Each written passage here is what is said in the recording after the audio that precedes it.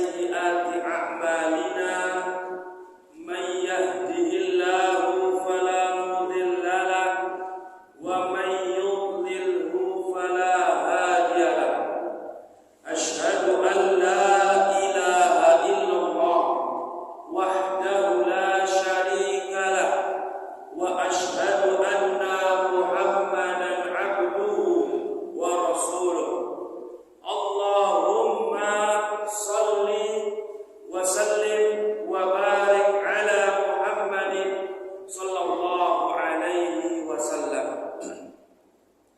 قال الله تعالى يا أيها الذين آمنوا اتقوا الله حق تقاته ولا تموتن إلا وأنتم مسلمون. وقال رسول الله صلى الله عليه وسلم اتق الله حيثما كنت وأتبعي السيئة الحسنة تمحوها وخالق الناس بخلق حسن. أما بعد. Jamaah yang dirahmati Allah Subhanahu wa ta'ala, kita bersyukur kepada Allah. Di pagi hari ini Allah masih memberikan kita nikmat dan karunia yang besar ini. Karena Allah Subhanahu wa ta'ala itu tidak menginginkan nikmat ini kecuali kepada orang-orang yang Allah pilih. Dan hadirnya kita di tempat ini, di masjid ini, mudah-mudahan kita termasuk salah satu dari orang-orang yang Allah Subhanahu wa ta'ala naungi di hari kiamat. Karena dalam sebuah hadis Rasul mengatakan sab'atun yudhilluhumullahu fi dhillihi yauma la dhilla illa dhilluh. Ada 7 golongan yang akan mendapatkan naungan Allah di hari tidak ada naungan kecuali naungannya. Lalu Rasulullah SAW menjelaskan salah satu dari 7 golongan itu adalah rajulun qalbuhu mu'allaqun bil masajid. Seorang yang hatinya terpaut kepada masjid. Dijelaskan oleh ulama, yaitu orang yang setiap kali keluar masjid lalu kemudian dia rindu menanti akan datangnya azan berikutnya. Azan zuhur, selesai melaksanakan salat zuhur, rindu akan datang azan untuk dikumandangkan salat asar dan seterusnya. Itu rajulun qalbuhu mu'allaqun bil masajid. Dan jemaah yang dirahmati Allah Subhanahu wa ta'ala, itu tidak didapatkan kecuali oleh orang-orang yang lazim untuk melaksanakan sholat berjamaah di masjid. Salawat beserta salam tercurah kepada Nabi Muhammad sallallahu alaihi wasallam. Jemaah yang dirahmati Allah, insyaallah di pagi yang mulia ini, pagi yang berkah ini, kita akan membahas dari sunnah-sunnah fitrah. Apa itu sunnah-sunnah fitrah? Yaitu thariqah ataupun ajaran Rasulullah SAW terhadap fitrah yang itu merupakan asal dari penciptaan manusia. Jadi manusia diciptakan oleh Allah Subhanahu wa ta'ala yang sedemikian rupa, dengan sangat sempurna, dari ujung rambut sampai ujung kaki. Di sana ternyata ada syariat-syariat yang menyertainya. Ada syariat-syariat yang menyertainya. Maka di sini sebelum kita bahas kepada 5 fitrah itu, dalam hadis yang lain ada 10, maka kita bahas yang menjadi penting menurut beliau dalam perkara thaharah. Maka kita baca al-bab rabi', bab yang keempat, fi siwak wa sunanil fitrah. Siwak dan sunnah-sunnah fitrah. Cuma yang dirahmati Allah, maka hukum siwak itu masnunun fi jami'il awqat, disunahkan di setiap waktu. Siwak, apa itu siwak? Yaitu isti'malu 'audin aw nahwihi fil asnan li izalati ma yahluku bihi ma minal aqimati war rawa'i. Menghilangkan isti'malul 'aud, menggunakan alat yang alat tersebut untuk membersihkan gigi, ya, demi untuk menghilangkan apa yang ada di dalam gigi dan menghilangkan apa? Rawa'i, bau yang tidak sedap. Jadi siwak itu kalau kita lihat di sini adalah apa? Kegiatan membersihkan gigi. Itu siwak. Siwak kegiatan membersihkan gigi. Bisa dengan alat atau dengan tangan misalkan. Karena Rasulullah SAW itu yasusu fahu, menggosok giginya menggunakan telunjuk beliau. Jadi jemaah yang dirahmati Allah Subhanahu wa taala, sekali lagi siwak itu kegiatan membersihkan gigi. Adapun yang hari ini kita kenal kayu, kan begitu. Kayunya itu kayu arok. Kayu arok yang digunakan oleh Rasulullah SAW untuk gosok gigi, yang kita kenal di Indonesia sebagai kayu siwak. Mungkin bapak-bapak, ibu-ibu tentunya sering menjumpai ini, ya, toko buku atau toko herbal ada kayu siwak. Nah itu sebenarnya dulu namanya arok, kayu arok. Ya, karena sering digunakan untuk bersiwak, maka kemudian beralih namanya menjadi kayu siwak. Jadi jemaah yang dirahmati Allah, maka menurut ulama, siapa yang gosok gigi atau membersihkan giginya menggunakan kayu tersebut, demi dia itu mengikuti sunnah Rasul, dia mendapatkan apa? Pertama, pahala membersihkan gigi. Pahala membersihkan gigi. Yang kedua, pahala menggunakan alat yang digunakan oleh Rasul Shallallahu Alaihi Wasallam. Maka kalau hari ini kita menggunakan sikat gigi, kita niatkan ini sebagai bentuk sunnah di dalam fitrah, kita mendapatkan pahala. Tapi pahalanya pahala membersihkan gigi. Adapun pahala alatnya kita tidak dapat. Lalu bagaimana? Kita gabungkan keduanya. Karena dengan kayu itu kadang-kadang tidak bisa untuk mencapai yang di belakang. Untuk membersihkan yang di belakang terkadang butuh menggunakan sikat gigi yang hari ini kita kenal. Maka menggunakan itu, setelah itu kita gunakan kayu arok misalkan, agar kita mendapatkan sunnah yang Rasulullah SAW lakukan. Jadi hukumnya ini sunnah di setiap waktu. Hatta shaim, sampai orang yang puasa. Orang puasa itu sunnah tetap menggunakan atau membersihkan giginya atau mulutnya. Walaupun ini menurut mazhab beberapa mazhab ada yang berbeda pendapat. Di antaranya mazhab Syafi'i, setelah siang sudah tidak boleh. Setelah siang sudah hukumnya makruh. Ba'da zuhur sampai sore itu makruh, tapi sebelum itu masih diperbolehkan. Ini menurut mazhab Syafi'i, tetapi wallahu a'lam bishawab, di sini tidak ada hadis yang sharih yang jelas untuk mengatakan kalau itu adalah makruh. Kalau dalam kitab Syarh al-Mumti ala Sarhi Zadil Mustaqni dikatakan di sana walaupun menggunakan makjun. Makjun itu apa Bapak Ibu? Odol. Walaupun menggunakan odol, kita tetap dianjurkan untuk membersihkan gigi kita ketika kita puasa. Baik itu di awal hari, di pertengahan hari atau di akhir hari. Selagi itu aman, tidak masuk ke tenggorokan kita. Tapi kalau menggunakan pasta gigi atau odol tadi berlebihan sehingga terasa atau masuk ke tenggorokan, masuk ke perut, maka bisa membatalkan puasa.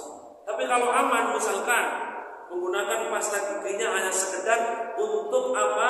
Agar menyegarkan mulut saja, berarti sedikit sekali, mungkin setengah dari biji jagung misalkan, maka itu diperbolehkan karena apa? Tidak ada nas yang jelas melarang akan hal tersebut. Cuma yang dirahmati Allah Subhanahu wa taala, Rasul SAW mengatakan as-siwaku mutahharatun lil fam. Siwak itu kenapa disebut al-istihdad? Cuma yang dirahmati Allah, al-istihdad itu menggunakan apa? Hadid. Hadid itu besi. Jadi sunnahnya untuk mencukur bulu kemaluan menggunakan besi. Besi itu maksudnya apa? Gunting, silet dan yang lain. Adapun untuk dicabut nanti ada perkara, mohon maaf, ketiak dan yang lainnya. Tetapi dalam hadis ini lafalnya mencukur, istihdad. Istihdad itu menggunakan besi. Dan ada yang mengatakan kenapa disebut istihdad? Karena biasanya orang pada saat itu di zaman Rasul mencukur bulu tersebut menggunakan alat yang terbuat dari besi. Jadi jemaah yang dirahmati Allah, kita bicara seperti ini di masjid kan bagaimana gitu rasanya. Tetapi karena ini berkaitan dengan toharoh, kesucian kita, maka dibahas, tertulis dalam buku fikih. Kalau misalkan bersih sehingga kotoran tidak menempel di benda-benda tersebut dan kemudian dia gunakan untuk sholat, sholatnya menjadi sah. Kan begitu maksudnya.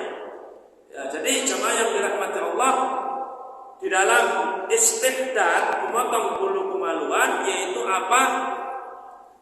Izalatu bi ghairi halqi, yaitu bisa untuk juga mencukurnya, menghilangkannya bukan dengan mencukur atau bukan dengan menggunakan besi tadi, bisa dicabut dan yang lainnya.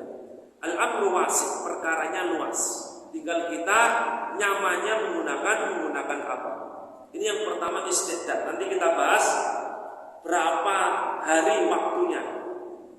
Berapa hari waktu kita boleh untuk membiarkan itu, ya, dan berapa hari kita dapat dosa kalau kita tidak mencukurnya. Yang selanjutnya al-khitan, yaitu khitan. Cuma yang dirahmati Allah, dan khitan ini ada dua, khitan untuk laki-laki dan khitan untuk wanita. Khitan untuk laki-laki yaitu izalatul jildatil lati tughatti hasyafah, menghilangkan kulit yang menutup, mohon maaf, kepala zakar. Menghilangkan kulit yang menutup kepala zakar. Jadi ini khitan untuk laki-laki. Oleh karenanya kalau laki-laki dikhitan, namun hanya sebagian saja kulitnya masih ada di kepala zakar tersebut, harus diulangi lagi. Kenapa? Karena fungsi khitan bagi laki-laki untuk mensucikannya ketika dia buang air kecil, tidak ada sisa-sisa air itu, ya, air seninya tidak ada sisa di kulit tersebut. Oleh karenanya disunahkan untuk dipotong, yang disebut dalam Islam yaitu al-khitan, berkhitan. Cuma yang dirahmati Allah Subhanahu wa taala, wa ammal unsa, adapun wanita, bagaimana khitannya? Qat'u lahmatin za'idatin fawqa mahallil ilaj, yaitu memotong daging yang tumbuh sedikit, ya, dan daging ini dikatakan oleh beliau innaha tashbahu urfidik, seperti jengger ayam jantan. Nah, dipotong sebagian kecil. Fungsinya apa? Fungsi khitan untuk wanita adalah untuk bisa mengontrol gejolak syahwat. Fungsi khitan untuk wanita mengontrol gejolak syahwat. Tapi khitan untuk laki-laki fungsinya apa? Untuk mensucikannya. Kalau nanti setelah dia buang air kecil ada bekas-bekas yang tersisa tidak keluar seutuhnya. Maka jemaah yang dirahmati Allah, dari hal ini lalu kemudian kita telah tahu hukum khitan itu apa. Kalau untuk laki-laki itu hukumnya wajib, untuk wanita itu hukumnya sunnah. Hanya kalau untuk wanita jarang sudah besar, rata-rata bayi masih kecil dikhitan, kan begitu. Dan ini sunnah. Tetapi wallahu a'lam hari ini ya ada sebagian yang tidak berani untuk mengkhitan, tidak berani untuk mengkhitan. Kami waktu anak kami lahir, kami minta ke yang menangani kelahiran itu untuk dikhitan. Lalu beliau mengatakan tidak berani, karena sekarang sudah tidak masanya, kata beliau. Maka saya tetap desak, tidak mengapalah, sedikit aja. Alhamdulillah sudah dikhitan. Jadi dari kecil, dari lahir, ya dari lahir dikhitan bersama, mungkin memasukkan apa itu anting ke telinganya, dan dimasukkan atau dipasang begitu, kemudian dikhitan sekalian. Ini untuk wanita. Tapi kalau untuk laki-laki dilihat semakin kecil, ya dilihat. Kalau misalkan usianya masih kecil dan tidak memungkinkan, khawatir berbahaya untuknya, maka tunda dulu sampai dia mampu menahan sakit itu. Itu untuk laki-laki yang umurnya belum balik. Tapi kalau sudah balik, hukumnya wajib. Sudah balik, misalkan orang non-muslim masuk Islam, maka wajib baginya untuk khitan pada saat itu. Adapun untuk anak kecil usia SD, dia belum balik, maka belum wajib. Ya wajibnya sekali lagi kalau dia sudah balik. Cuma yang dirahmati Allah Subhanahu wa taala, ini khitan dan merupakan fitrah. Karena nanti di hari kiamat, di padang mahsyar, orang-orang dikumpulkan oleh Allah Subhanahu wa taala dalam keadaan tidak memakai baju, tidak memakai sandal, dan dalam keadaan belum dikhitan.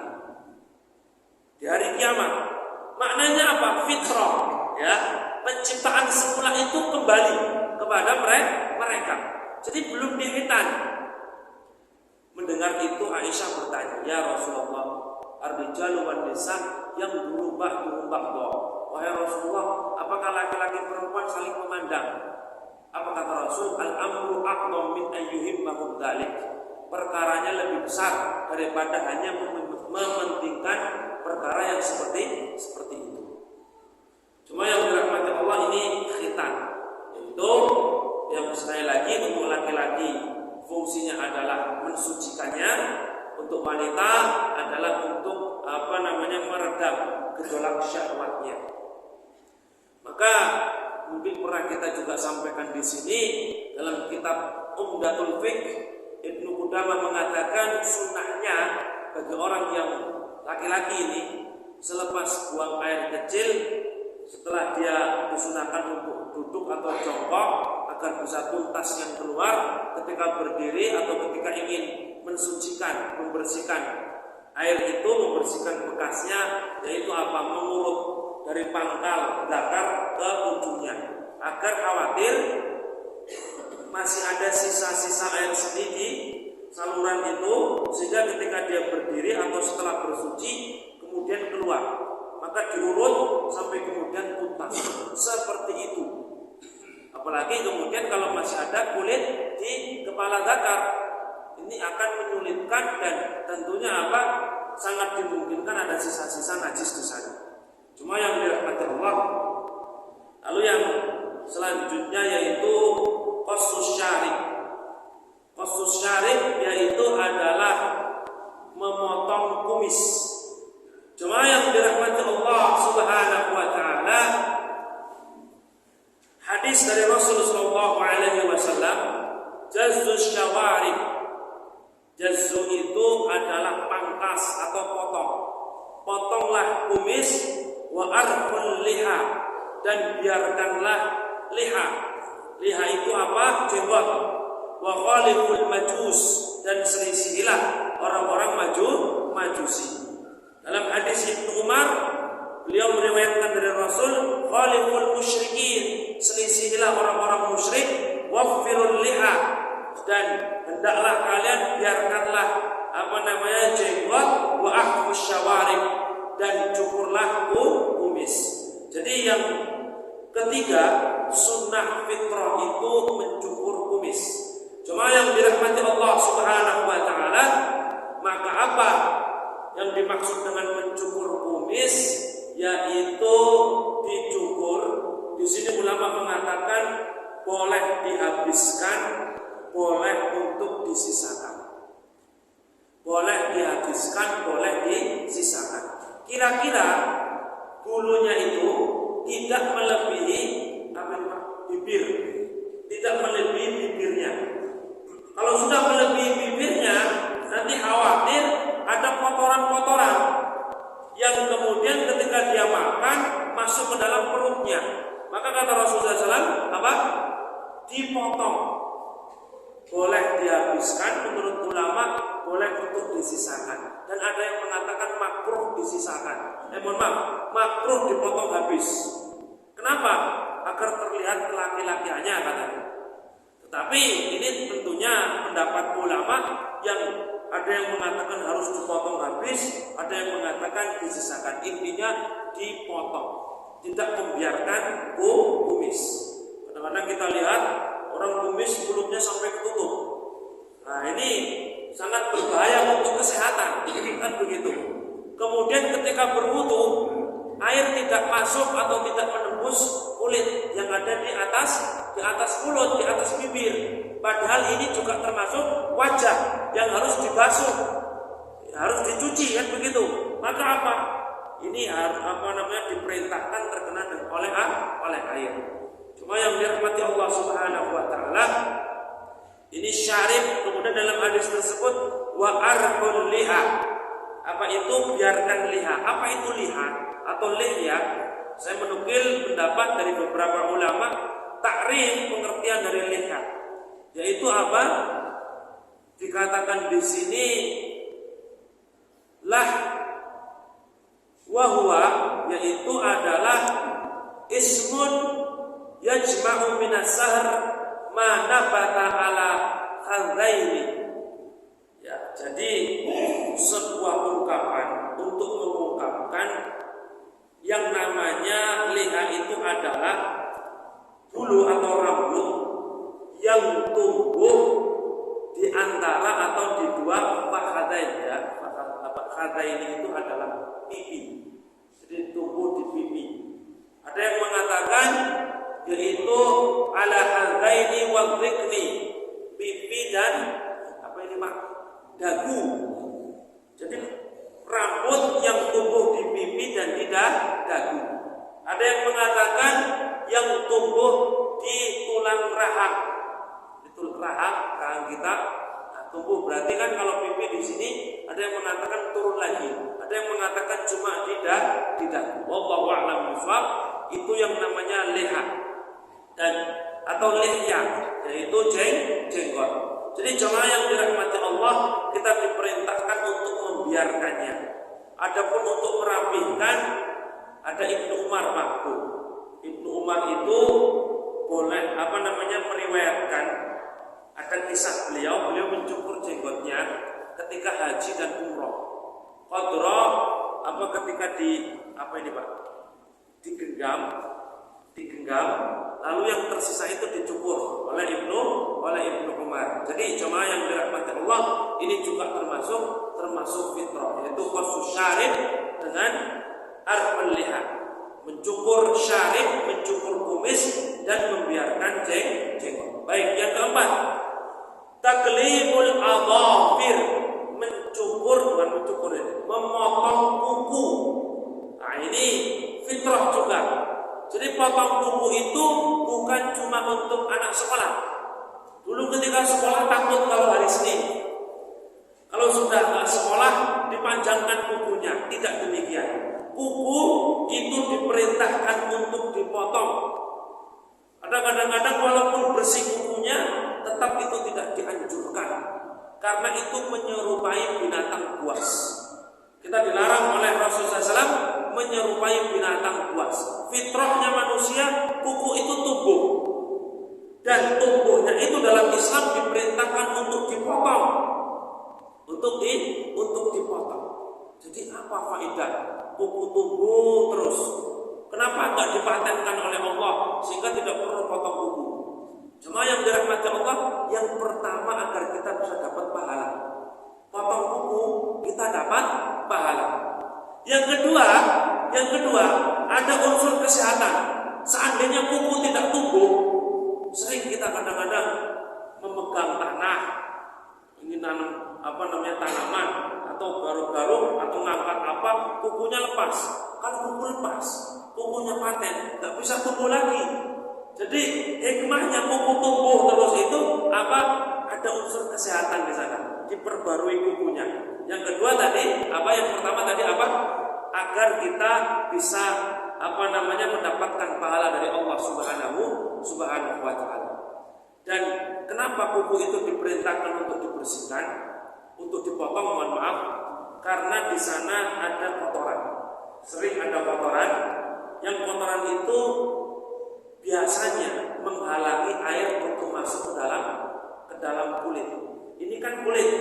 Jadi wudu kita diperintahkan untuk mencuci tangan kita, walaupun kulitnya itu di bawah kuku, yang bukan ditumbuhi oleh kuku, tapi di bawah kuku. Maka ini diperintahkan untuk dipotong. Agar apa? Agar air itu bisa masuk dan bisa mengenai kulit tersebut. Saya bersihkan. Setiap hari saya bersihkan, apa-apa panjang. Yang penting kan air bisa masuk, bisa mengenai kuku tersebut. Dia kena juga ancaman yang lain, yaitu apa?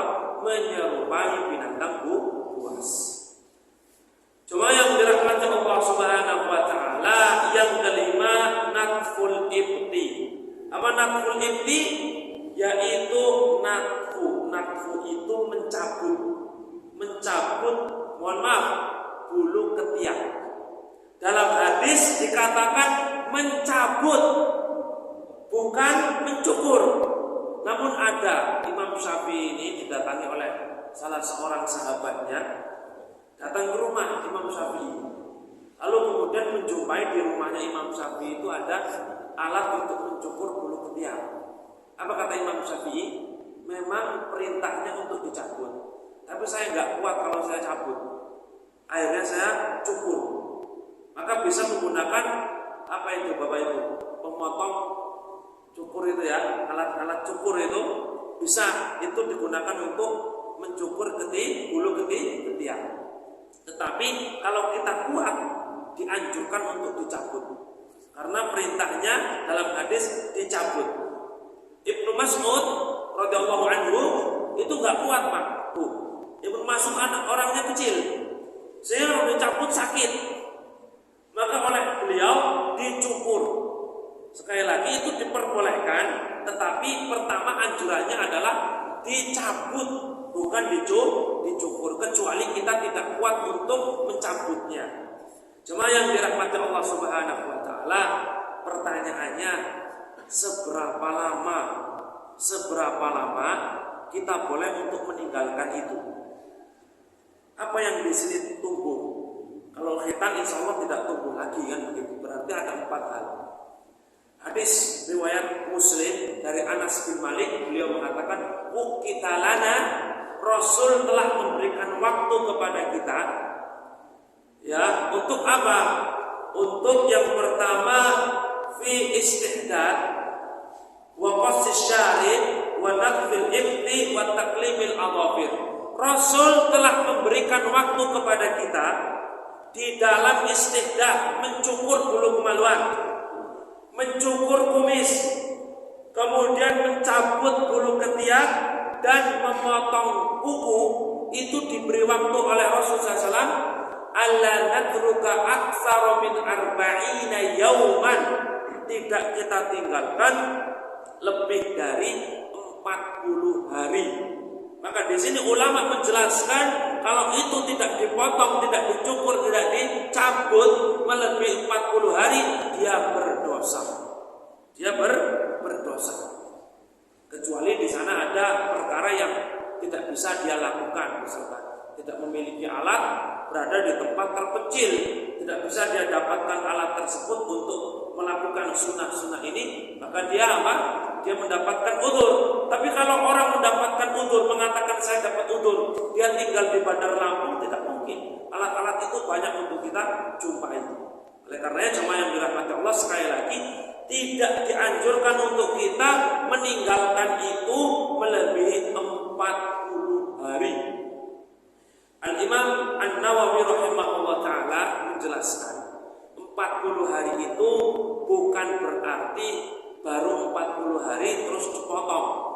Maknanya 40 hari itu batas maksimal. Jadi kalau dia mau cukur, mau potong, mau cabut setiap pekan, afdol. Tetapi kalau dia misalkan sibuk ataupun tidak memiliki kesempatan, jangan sampai itu dibiarkan melebihi 40 hari. 40 hari sebulan, 10 hari.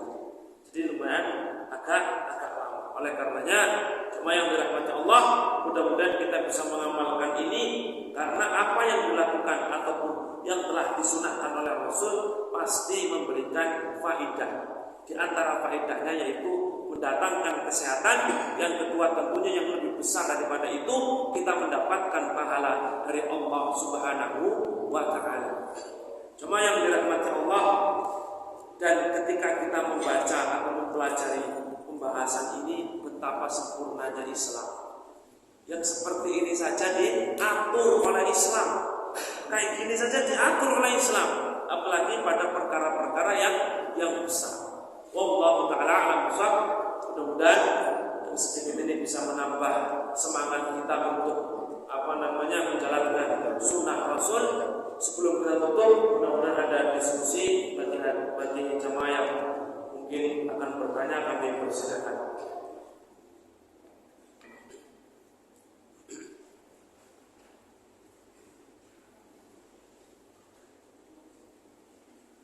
Ada Pak?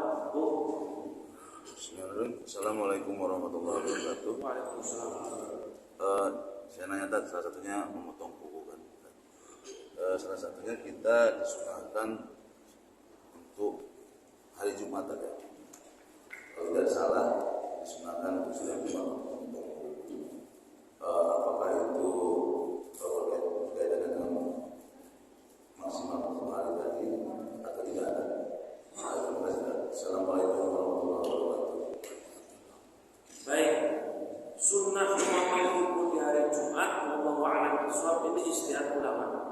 Adapun hadis yang sahih belum ditemukan akan hal itu. Tetapi kalau kita mau memotong kuku karena ingin mengagungkan hari itu, maka tidak masalah. Tapi kalau kemudian kita mengharuskan hari Jumat, mohon maaf nih, contoh kuku saya saja nih Pak, kuku ini sepekan ini sudah panjang. Jumat dipotong, belum sampai Jumat sudah panjang. Bahasa saya risih. Kalau nunggu hari Jumat kan kepanjangan. Maka di sini al-amru wasih, perkaranya luas. Intinya dipotong dan dibersihkan. Adapun kemudian dia ingin mencari keberkahan di hari Jumat dengan melakukan ibadah tersebut, mudah-mudahan mendapatkan pahala dari Allah Subhanahu wa ta'ala.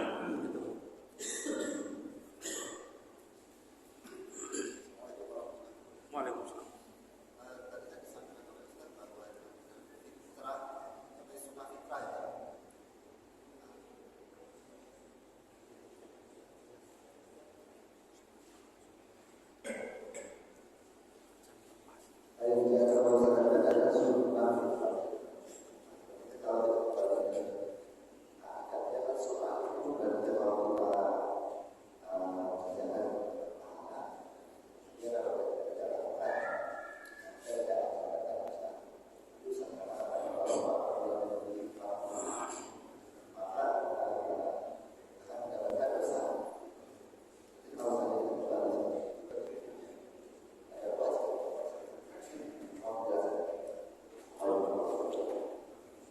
Sunnah di sini maknanya adalah thariqah, cara.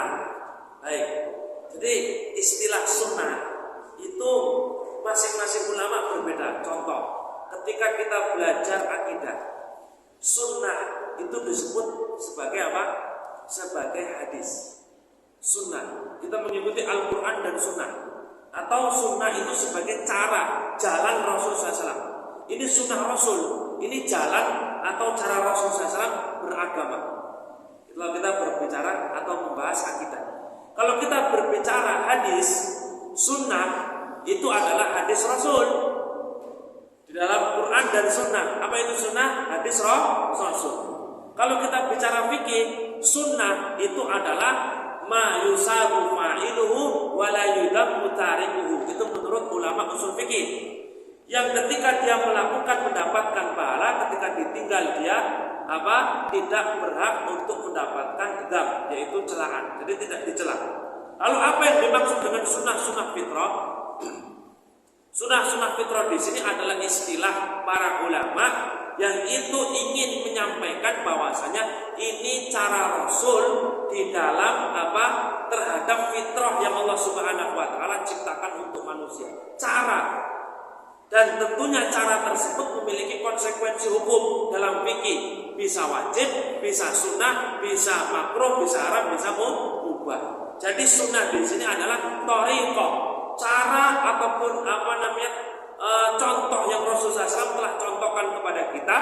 Adapun kemudian kalau bicara hukum, maka hukumnya tadi sudah kita bahas. Khitan hukumnya seperti apa, lalu kemudian istiqad dan yang lainnya hukumnya seperti apa. Jadi sunnah sekali lagi dalam judul kita di pagi hari ini bukan berarti kalau ditinggalkan tidak mengapa, dilaksanakan dapat pahala, bukan demikian. Itu Pak Allah a'lam. Karena dalam hadis dikatakan khamsun minal fitrah, 5 dari fitrah, tidak dikatakan sunnah. Allah a'lam.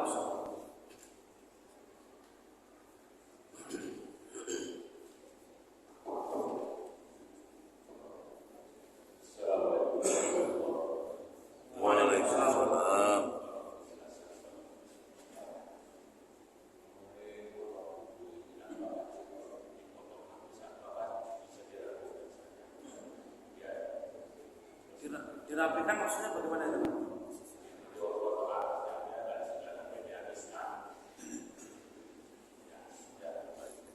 Baik, memang terkadang ada orang-orang yang kalau dipotong sampai habis itu akan terasa sakit, disisakan sedikit. Kalau dia pegang terlalu dalam itu potongnya untuk memegang sesuatu sakit. Maka di sini apa kata Rasul? Fattaqullaha mastata'tum. Bertakwalah semampu kalian. Potong di mana kira-kira kita tidak mendapatkan kotoran itu dan kira-kira kita tidak mendapatkan bahaya. Jadi bagaimana kalau memang bisa dipotong habis, potong habis. Habis dalam arti tidak membahayakan. Tapi kalau membahayakan untuk kita gunakan memegang sesuatu sakit, maka itu dilarang. Karena kita dilarang untuk menyakiti diri kita sendiri. Jadi sekali lagi al-amru perkaranya luas, yang penting tidak dia tinggalkan lebih dari 40 hari. Itu Pak Allah. Silakan Bu.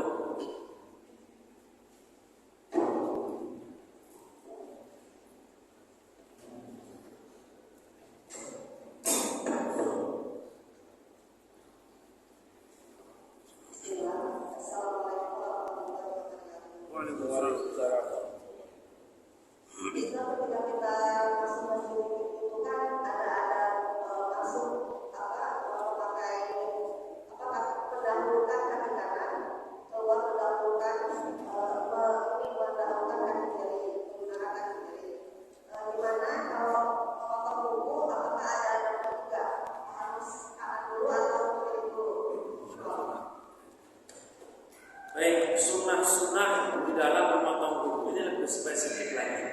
Maka kata Rasulullah SAW, Aisyah mengatakan, anna Rasulullah SAW yuhibbu tayammun. Rasulullah SAW mencintai menggunakan atau mendahulukan yang kanan. Fitanakulihi wa tawajulihi wa fisya'ni kullihi.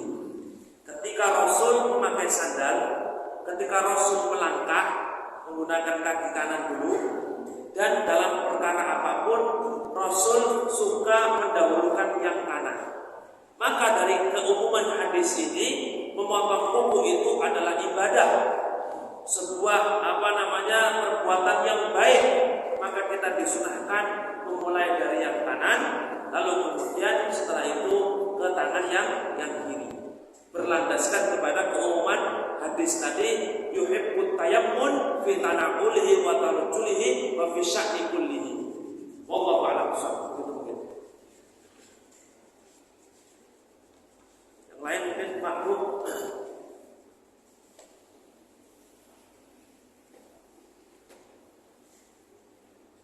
Baik, berarti kita baca 10 fitrah tadi.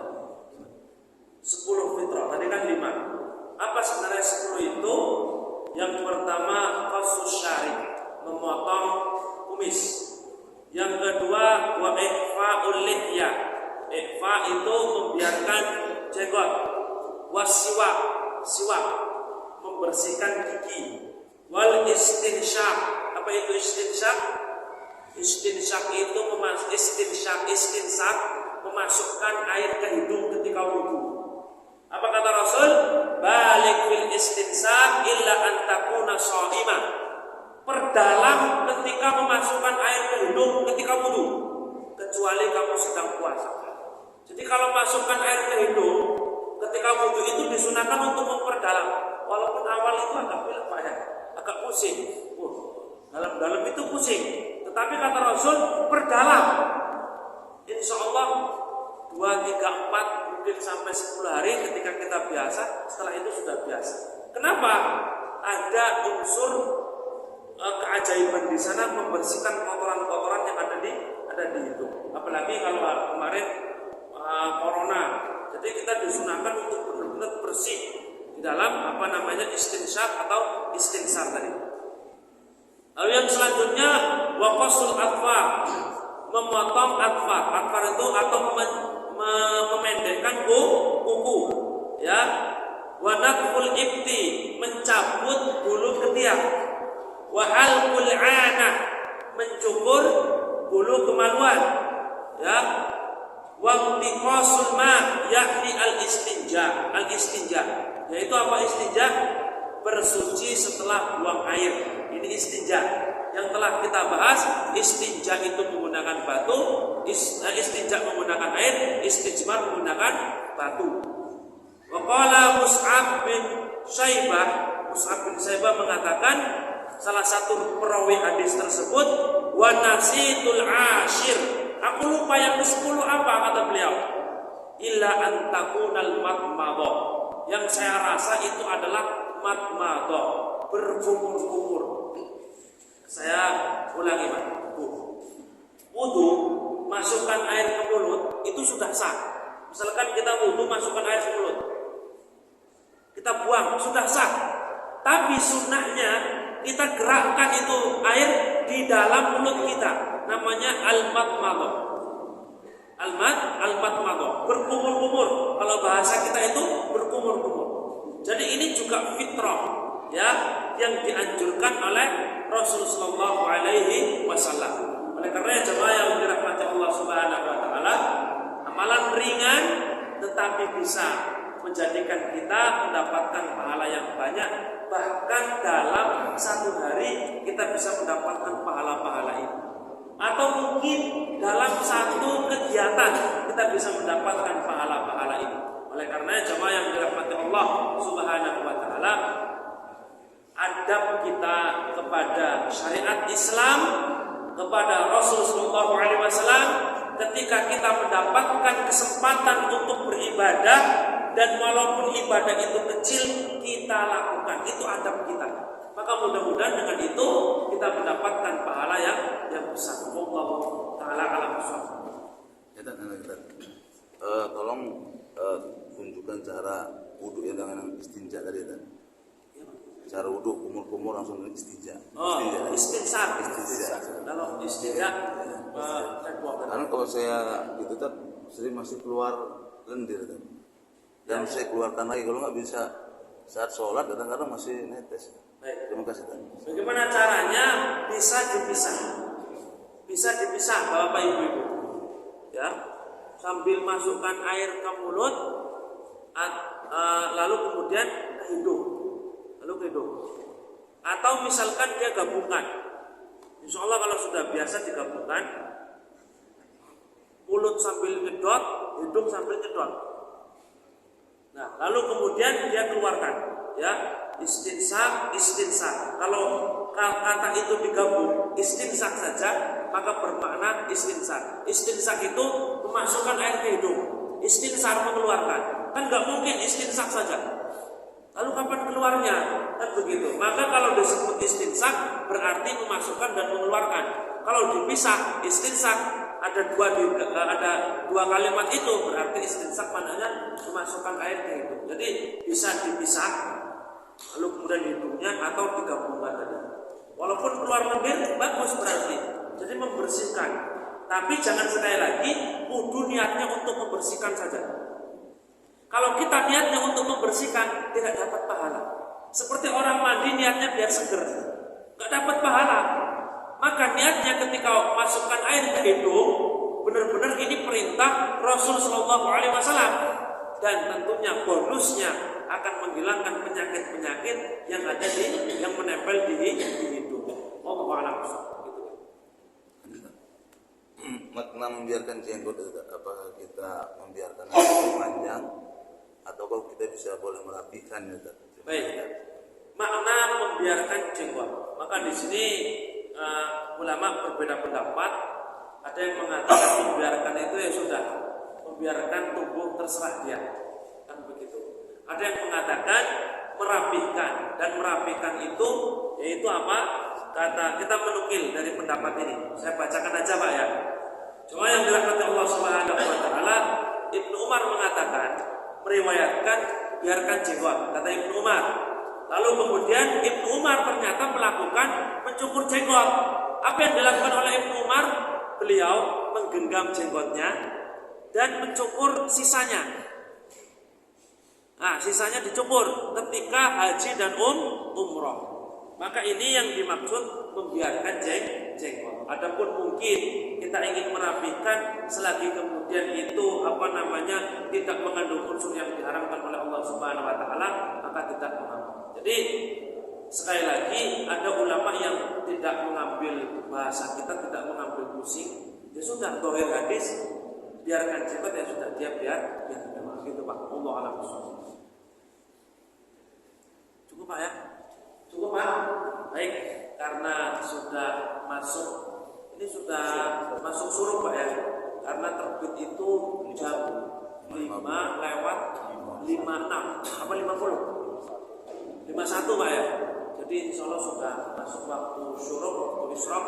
Kita boleh untuk melaksanakan sholat isyraq atau sholat duha di awal waktu. Allah Ta'ala a'lam bishawab. Jazakumullahu khairan. Kepada Allah kami mohon ampun, dan kepada jemaah apabila ada hal yang kurang berkenan kami mohon maaf. Jazakumullahu khairan katsiran. Wassalamualaikum